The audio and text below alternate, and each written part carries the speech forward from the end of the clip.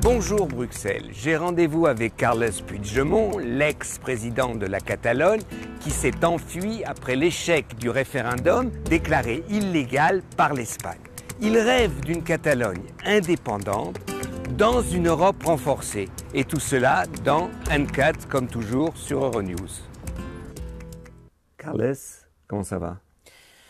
Ça va relativement bien, mais ça va quand même, ça marche. Il y a quelques jours, tu as déclaré que l'indépendance de la Catalogne serait une chance pour l'Europe.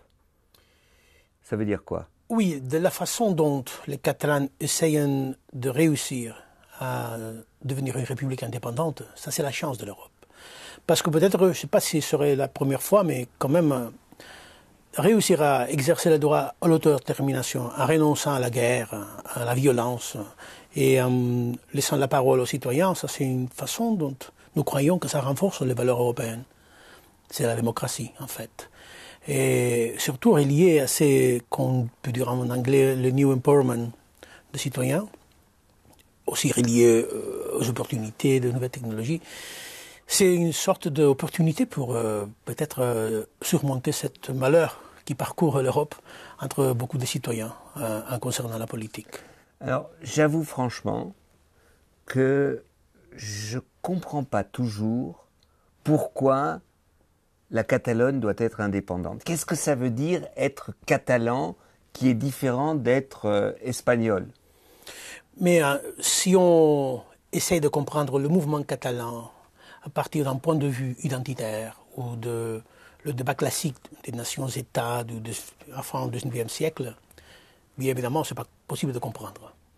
Parce que les raisons identitaires étaient déjà présentes il y a 40 ans, quand il n'y avait aucun député pour l'indépendance au Parlement catalan.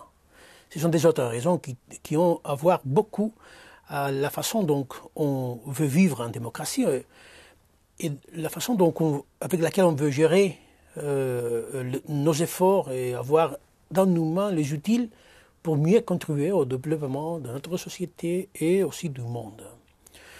Et après 40 ans de la Constitution espagnole, on peut bien dire qu'il y a beaucoup encore de choses à corriger et que toutes les évidences montrent que c'est quand même très difficile de le faire dans le cadre de l'État espagnol. Oui, mais par exemple, quand le nouveau chef du gouvernement espagnol, Sanchez, propose aux Catalans une nouvelle discussion, négociation même, sur la constitution espagnole pour l'améliorer, pas dans le sens de l'indépendance, mais pour améliorer la constitution dans le sens d'un plus grand fédéralisme espagnol, disons-là comme ça. Vous avez allé beaucoup plus loin de ce qu'a exprimé le Premier ministre. Il a dit uniquement de parler d'un référendum d'autogouvernement. Mais pour faire quoi exactement? Bien sûr, on a essayé déjà ce parcours. Il y a l'année 2005 et 2006, on a approuvé un nouveau statut d'autonomie. Et on l'a fait avec une large majorité au Parlement catalan, au Parlement espagnol, et on l'a approuvé avec un référendum. Mais finalement, la Cour constitutionnelle, qui a été nommée depuis le temps de M. José María Aznar, elle a coupé complètement tous ces nouveaux statuts. Et donc, il y a eu une chose qui marque maintenant une limite. À partir de la sentence de la Cour constitutionnelle, on ne peut pas aller au-delà de ça. Oui, mais imaginons maintenant que par une négociation, vous arrivez à quelque chose qui ressemble, disons, à l'autonomie définie il y a quelques années. Est-ce que, disons, la majorité du mouvement catalan, ou toi, vous direz, on peut aller dans cette direction? Parce que, franchement, l'État espagnol n'approuvera jamais, d'après moi, pour des bonnes ou mauvaises raisons, ça c'est pas à moi de dire, l'indépendance de la Catalogne. Tout d'abord, c'est vrai que tous les États qui sont confrontés à une situation comme telle, ils ont pensé le même. Jamais on va prouver ça, mais finalement, quand même, il y a eu des indépendances. Mais vous avez raison de dire, est-ce que l'indépendance, c'est la seule solution? Mais évidemment, non.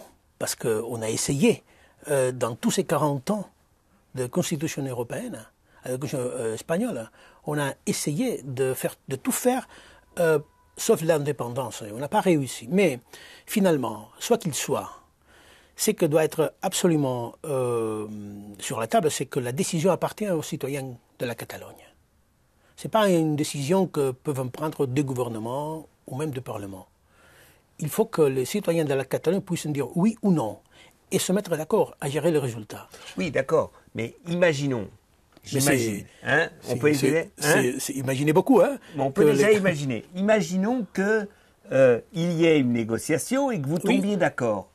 Et que dans le cadre de l'Espagne, il y a une redéfinition de l'autonomie de la Catalogne ou même des régions et que le gouvernement de Catalogne et le gouvernement espagnol proposent que ce que vous êtes mis d'accord soit soumis à un référendum en Catalogne. Vous soutiendrez une telle perspective? Ça dépend du contenu.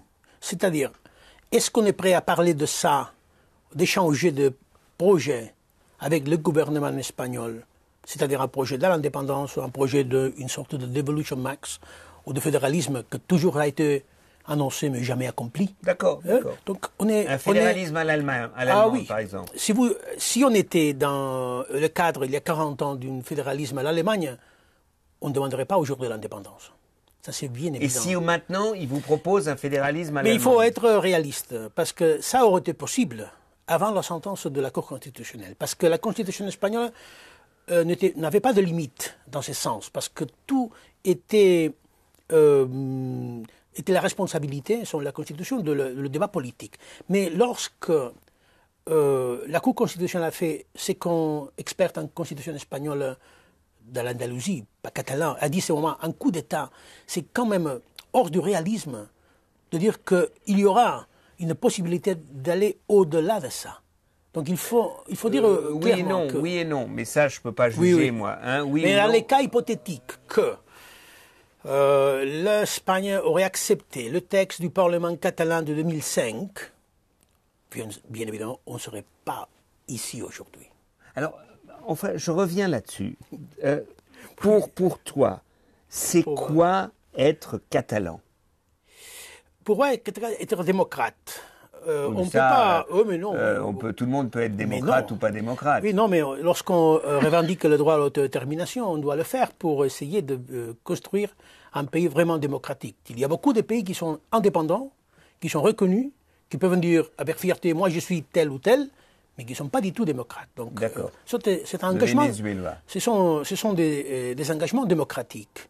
Mais surtout, être catalan, c'est pas une question reliée à la sang, au territoire, que sont la façon plus traditionnelle de dire la citoyenneté. C'est en fait, si vous voulez, un acte volontaire d'adhérer à des valeurs. Qui peut être catalan? C'est pas qui est catalan, mais qui peut être catalan. Il s'agit de ça, parce que la Catalogne, c'est un mélange depuis des siècles. Les 70% de gens ont le père ou la mère, ou les deux, avec des racines hors la Catalogne. Et on veut continuer comme ça parce que on sait. Mais attends. Mais c'est catalan, Mais ça s'est développé en Espagne. Vous pouvez continuer à être démocrate, mélanger en Espagne. Mais non, c'est pas vrai. Parce qu'il n'y a pas une vraie séparation des pouvoirs en Espagne. Il faut le dire. C'est autre chose. Non, c'est la démocratie. La démocratie s'est fondée, par exemple, sur la séparation des pouvoirs, sur l'indépendance de la justice, sur le fait que finalement, la volonté du peuple, ce n'est pas une invention des Catalans, c'est dans le cadre de la Carte des Nations Unies. La volonté du peuple, c'est le fondement du pouvoir de l'État. Mais attends, que tu fasses partie d'un mouvement qui dit « je veux améliorer, je veux faire de l'Espagne une vraie démocratie ». Je comprends, mais pourquoi ça doit être une vraie démocratie qui ne peut être que la Catalogne? C'est ça que je comprends pas. Parce qu'il y a 40 ans d'expérience. Si vous posez ces questions 40 ans avant, après la mort de Franco, on a arrivé à un accord avec tout le monde pour rédiger une constitution, c'est évident. On doit essayer de le faire ça.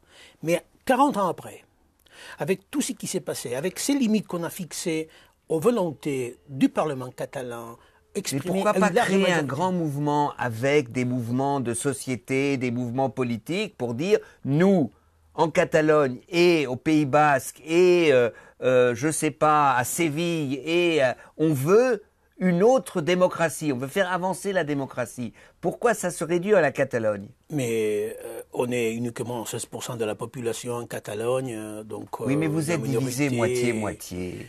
Vous êtes divisé moitié-moitié. La majorité des gens à Barcelone ne veulent pas l'indépendance. Vous allez faire comment? Et alors, moi, je vais vous dire un truc. Et alors, le Barça, il va jouer où? C'est une grande question, c'est ça. Le Barça va jouer là où il voudra. Oui, mais là, il voudra, s'il n'est plus en Espagne, ça sera Barça contre l'Espagnol, contre Girona, contre l'Espagnol, contre le Barça. Ça n'a aucun sens. C'est pas le premier cas d'une équipe qui joue dans une compétition d'un autre pays. Vous allez me parler de Monaco, là. Non, ouais. Andorra, si vous voulez. Andorra, oui. Andorra, il joue. Enfin, Andorra, c'est... Oui. Non, vraiment, le football, c'est une affaire de business. Qui est le plus intéressé que le Barça joue à la Ligue? Donc, ce sont le reste des clubs, parce que les droits de télévision qui payent beaucoup d'argent pour voir le Barça Madrid, c'est l'argent qui permet des clubs modestes d'engager des grands joueurs. Mais c'est vrai que vous avez raison dans un certain point. C'est possible une alliance alternative dans l'Espagne pour, par exemple, parler de la République. Une République espagnole. Une République fédérale. Par exemple. Sur le point théorique, oui. Mais après 40 ans. Oui, mais c'est théorique. Après 40 ans, c'est théorique. Il y a des évidences quand même. Hein. Aujourd'hui, pour revenir maintenant, oui. Est-ce que vous avez fait des erreurs? Mais bien sûr qu'on n'est pas parfait. Non, mais ce n'est pas d'histoire de parfait. Quelles erreurs? Parce qu'on voit qu'aujourd'hui, la situation est bloquée. Mais par rapport à la division, il faut dire clairement, toutes les sociétés démocratiques ont de débats profonds. Et ce n'est pas un danger ça. Le danger, c'est ne pas les régler de façon démocratique. Parce que tout le monde a ses idées. Surtout quand il y a des sujets importants. Importants comme ceci, évidemment, l'indépendance de la Catalogne. Ça ne pas veut dire qu'il y a une confrontation civile. Ça veut dire qu'il y a des opinions partagées et que la seule façon de connaître réellement s'il y a une majorité ou non pour l'indépendance, la seule façon, c'est d'accorder une consultation. Et si l'État espagnol continue sur sa position, pas question de faire un référendum sur l'indépendance. Ça va durer combien de temps, cette histoire? On va voir parce que il y a un an du référendum, le gens est là. Ça, c'est du réel. Il y a plus de 2 millions de personnes qui soutiennent encore l'indépendance de la Catalogne. Et c'est finalement l'État qui n'a pas pourtant, pour l'instant, la force politique de proposer un nouveau statut d'autonomie, parce qu'il y a une petite minorité en Catalogne au Parlement qui demande ça, mais finalement, s'il réussit à convoquer un référendum, on se va de mettre d'accord à gérer les résultats. Parce qu'imaginons-nous qu'il y a un rejet à ces propos. Qu'est-ce que ça veut dire? Est-ce que ça veut dire qu'on est content avec l'ancien statu quo? Bien évidemment, non. Mais qu'est-ce que ça veut dire? Donc, quel est le conflit politique qu'on peut reconnaître à partir d'un résultat électoral et quels sont les engagements pour résoudre ces conflits politiques? Je sais que ce n'est pas agréable pour le gouvernement espagnol, ou peut-être pour les autorités européennes, mais quand même c'est du réel. Oui, mais tout ça c'est possible. Mais oui. Quand je vois la position du gouvernement espagnol et n'importe quelle prochaine majorité, je ne vois pas aujourd'hui l'Espagne organiser un référendum sur l'indépendance. D'accord. Donc qu'est-ce qu'on fait entre-temps? Qu'est-ce qu'on fait entre-temps? D'abord, on doit se mettre d'accord si on doit ou non respecter la volonté des citoyens qui ont voté. Ça, c'est important parce que c'est le point de partie. Si finalement, il y a un référendum sur un nouveau statut d'autonomie, il y a un rejet clair à la proposition du gouvernement espagnol, comment on doit interpréter ça? Et comment on doit gérer ça? Alors, premièrement, est-ce que vous allez négocier pour savoir un nouveau statut d'autonomie? Il n'est pas sous la table. Non, il n'y a rien si sous la table. Je suis Sanchez, je vous propose maintenant une négociation. De nous rencontrer. On ira à la rencontre. Ah, bien sûr. Mais on doit aussi revendiquer notre position. De dire, OK, ça c'est finalement votre projet pour la Catalogne. Finalement, parce que ce sera la première fois depuis beaucoup d'années qu'on voit une position claire. Mais voilà notre position. Et alors, on doit travailler sur ça de façon loyale. de respect mutuel.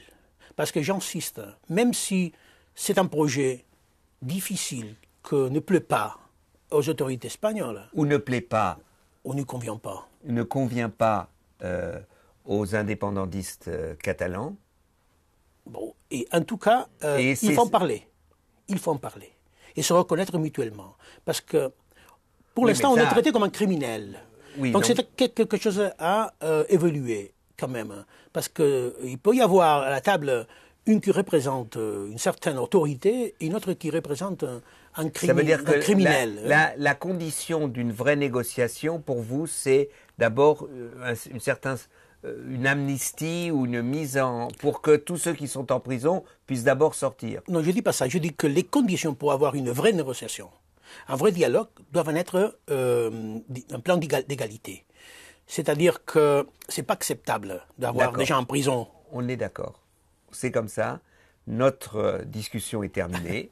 Hein, c'est gentil, merci. Merci. C'était donc, comme vous l'avez vu, sur la Catalogne avec Carles Puigdemont, Dany Uncut. C'était le nouvel épisode. La suite, on verra ce qui va se passer en Espagne et en Catalogne. Merci.